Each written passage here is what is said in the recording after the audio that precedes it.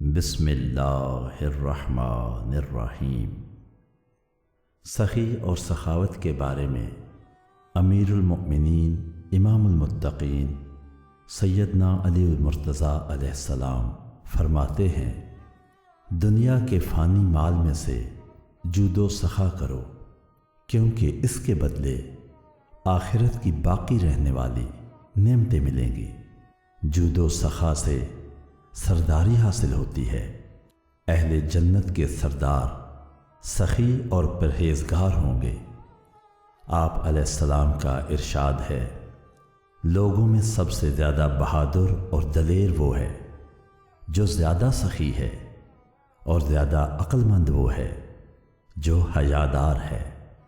مولا علی علیہ السلام کا فرمان ہے، تیرا سب سے افضل و اعلیٰ بھائی اور دوست وہ ہے جو اپنے مال سے تیری مدد کرے، اور اس سے بھی بہتر وہ ہے جو اوروں سے تجھے مستغنی کر دے۔ آپ علیہ السلام کا ارشاد ہے، جس شخص میں سخاوت نہیں اس کی عزت اور سرداری نہیں۔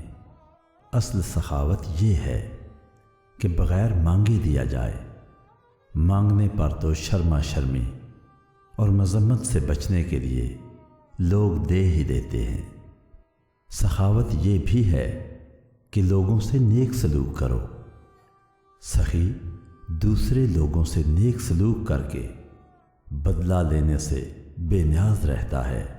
آپ علیہ السلام فرماتے ہیں، آدمی کو چاہیے کہ وہ اپنی بلند ہمتی، وفائے عہد اور کثرت کے ساتھ سخاوت کرنے پر فخر کرے، نہ کہ اپنے باپ دادا کی بوسیدہ ہڈیوں اور رذیل صفات پر اترائے۔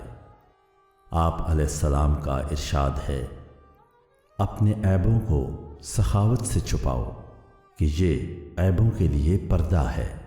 دعا ہے کہ اللہ کریم اپنے کریم نبی علیہ السلام اور آپ کی پاک آل کے تصدق سے شکر و غنا اور سخاوت کی دولت سے مالا مال فرمائے۔ آمین۔